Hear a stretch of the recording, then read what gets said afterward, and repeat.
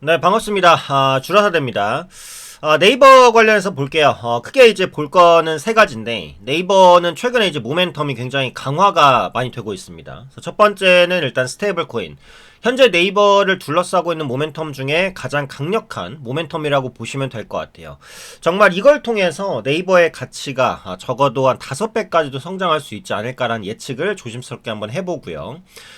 그 다음에 이제 소버린 AI입니다. 얼마 전에 이제 소버린 AI가 결정이 났는데 카카오가 탈락하고 네이버가 포함이 됐죠. 네, 그러면서 네이버의 경쟁력을 다시 한번 좀 증명시켰다라고 볼 수 있을 것 같고, 끝으로 실적입니다. 네, 실적 발표가 얼마 남지 않았어요. 카카오도 그렇고 네이버도 그렇고. 실적 관련된 전망들 한번 보고, 카카오와 네이버가 좀 엇갈린 실적을 낼 것 같은데 어떻게 엇갈린 실적을 내는지 한번 볼게요.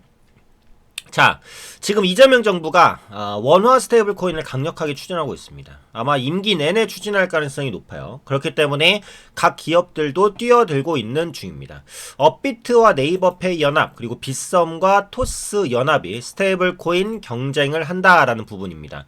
이렇게 가상화폐 거래소가 이제 그 스테이블 코인 유동화에 굉장히 중요한 역할을 할 것 같아요. 왜냐면 기본적으로 스테이블 코인이라는 것은 코인이죠, 코인. 블록체인 기술을 기반으로 한다라는 겁니다.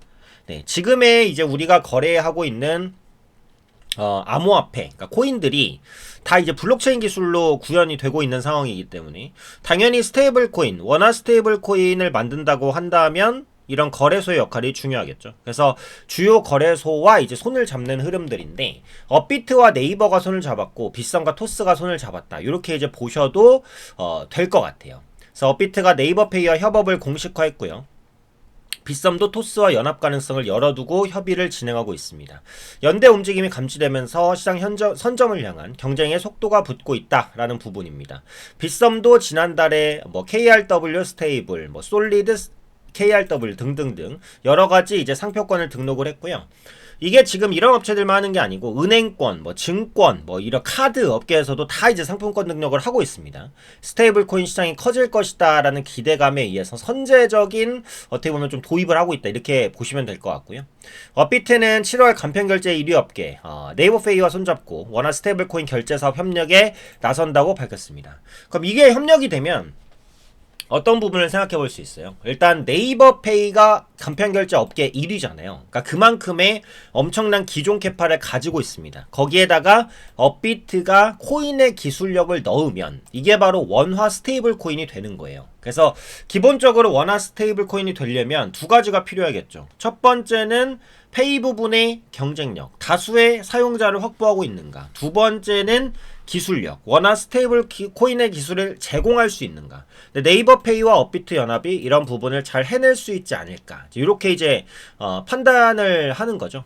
그래서 네이버페이가 스테이블 코인 발행을 주도하고 업비트는 거래 유통과 기술 인프라 제공을 맡는 연합 모델이 현재로서는 상당히 유력하고요. 두 회사는 컨소시엄, 지분 교환, 조인트 벤처 설립까지 다양한 방안을 검토 중인 것으로 현재 알려져 있습니다. 역시 스테이블 코인 관련된 상표 출원 내용들도 있고요. 카카오도 마찬가지. 카카오뱅크 페이 다 모여서 스테이블 코인의 주도권을 잡으려는 노력들 하고 있습니다. 세계 핵심 계열사 대표 주도로 매주 회의를 해서 스테이블 코인을 미래 먹거리로 집중 육성하겠다. 그러니까 네이버와 카카오가 스테이블 코인 시장을 얼마나 긍정적으로 볼 수 있는지를 보고 있는지를 알 수 있게 만드는 요인이에요. 그래서 스테이블 코인 관련주가 향후에 정말 텐베거를 먹을 수 있는 수준까지 올라올 수 있을 것 같아요. 성장 모멘텀은 말 그대로 그냥 무르익었습니다. 지금은 달러 스테이블 코인이 99% 이상이라고 하더라도 지금 기축통화가 달러라고 해서 우리가 달러로 물건을 사진 않잖아요. 우린 원화로 물건을 삽니다. 그죠? 외국에 나가서 사는 게 아닌 이상은. 그래서 원화 스테이블 코인도 반드시 필요하다라는 부분들. 요걸 알아두시면 좋아요. 스테이블 코인 사업 필수 3대 요소는 플랫폼과 결제와 은행입니다. 요 세 가지를 구축하면 되고 가장 중요한 건 플랫폼과 결제라고 보시면 돼요. 사실 스테이블 코인에서는 이 은행이 아예 대체가 될 수도 있습니다. 비트코인이 코인의 시초라고 볼 수 있는데 처음에 출범한 의의가 뭐예요? 결국 중앙은행이 통제하는 화폐 시스템에 대한 불만이죠. 거기부터 표출된 게 비트코인입니다. 그래서 중앙은행 없이 우리끼리 체인을 관리하면서 서로 신뢰를 증명하면서 화폐 역할을 할 수 있는 그런 뭔가를 만들어 보자. 요게 비트코인이에요. 그래서 플랫폼과 결제만으로도 은행을 배제하고 할 수도 있어요. 근데 지금은 이제 3요소로 시작하지만 나중엔 2요소로 바뀔 수도 있어요. 그러니까 그 부분을 한번 주목해 보시면 좋을 것 같고요.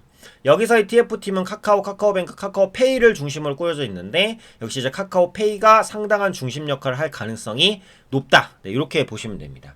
자, 근데 뭐 이렇게 생각해 보셔도 돼요. 그러니까 지금 제가 이제 업비트 네이버 연합, 그리고 빗썸토스 연합, 그리고 카카오뱅크 페이, 그리고 카카오의 연합 이런 것들을 말씀드렸잖아요. 벌써 말씀드린 게 3개고 요 업체뿐만 아니라 지금 몇십 업체의 단독 혹은 연합으로 스테이블코인을 준비하고 있어요. 자, 그러면 여기서 누가 승리할지 모르는데 어떤 종목을 찾아서 매매해야 되냐 이런 그 의문이 생길 수 있잖아요. 근데 이 스테이블 코인은 꼭 한 가지의 형태로만 이루어진다라고 단정하실 필요는 없습니다.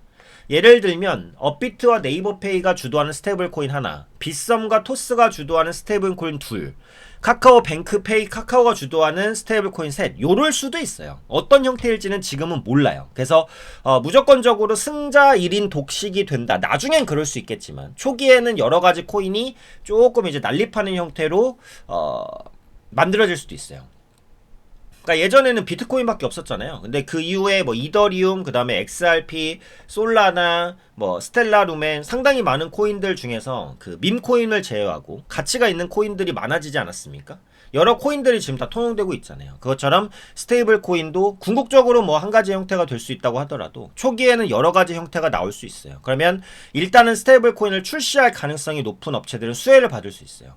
네이버, 카카오 뭐 이런 기업들이 역시 수혜를 받을 수 있지 않을까 싶고, 근데 이제 스테이블 코인이랑은 이제 약간 별개 문제일 수도 있는데 이재명 정부가 추진하는 게 그 소버린 AI, 그러니까 우리나라 주도의 AI를 만들겠다라는 거잖아요. 이번에 그 탑 베스트 5를 선정을 했는데 여기서 카카오가 탈락했죠. 그리고 네이버는 선정이 됐습니다.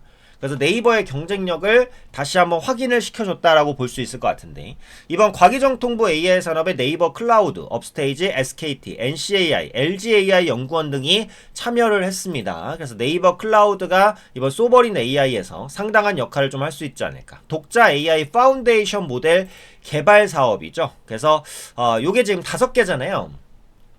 이게 5개의 팀으로 일단 압축하고 이게 연말 정도에 4개 팀으로 압축해서 한 업체를 탈락시킬 거예요. 근데 여기서 이제 그 보시면 12월에 1차 중간평가를 통해서 5개 팀 중에 4개로 압축을 합니다.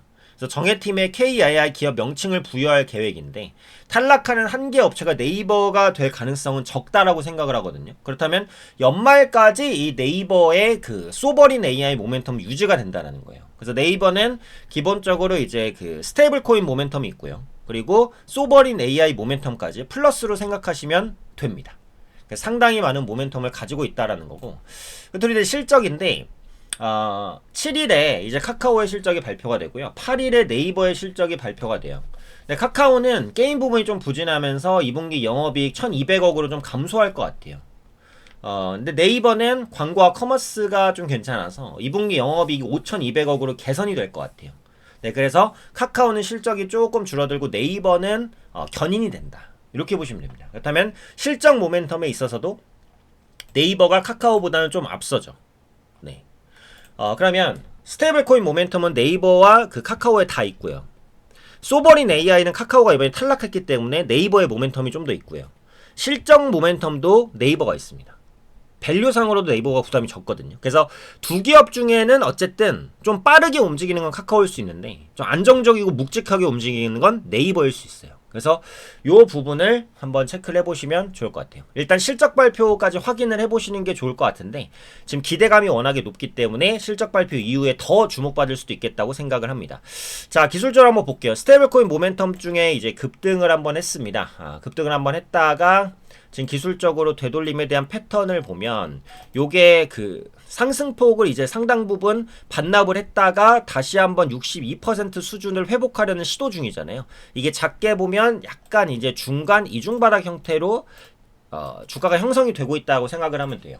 네이버는 사실 스테이블코인 모멘텀만 붙으면 뭐 50만원, 100만원도 갈 수 있는 기업이라고 생각해요. 그러니까 중요한 것은 타이밍을 잡는 것이거든요. 그래서 그 타이밍 잡으실 분들은 네이버라고 그냥 문자 보내주시면 됩니다. 번호는 상단에 있어요. 010 네, 9839-3454입니다. 이걸로 네이버라고 문자 보내주시면 타이밍 제공을 해드릴 거예요. 타이밍. 결국 이제 주식은 타이밍입니다. 매수를 언제 하고 매도를 언제 하냐. 좋은 기업, 예를 들면 뭐 삼성전자는 좋은 기업이죠. 하지만 언제 매수하고 언제 매도하느냐에 따라서 수익이 달라져요. 그래서 이런 타이밍 잡고 싶으신 분들, 네, 010-9839-3454입니다. 네, 이쪽으로 네이버라고 문자 주시면 관련된 전략들 보내드릴 거니까 매매가 혼자 하기 조금 어렵다라고 하시는 분들은 편하게 문자 주시고 도움받으시면 될 것 같아요. 앞으로도 이제 스테이블 코인 관련된 이슈들이나 뭐 소버린 AI 관련된 추가적인 이슈가 있으면 또 올려드릴게요. 구독과 좋아요 많이 해주시고요. 스스로 키워드도 많이 검색해 보시고 매매 어려우신 분들은 문의 주시면 친절하게 좀 도와드리도록 하겠습니다.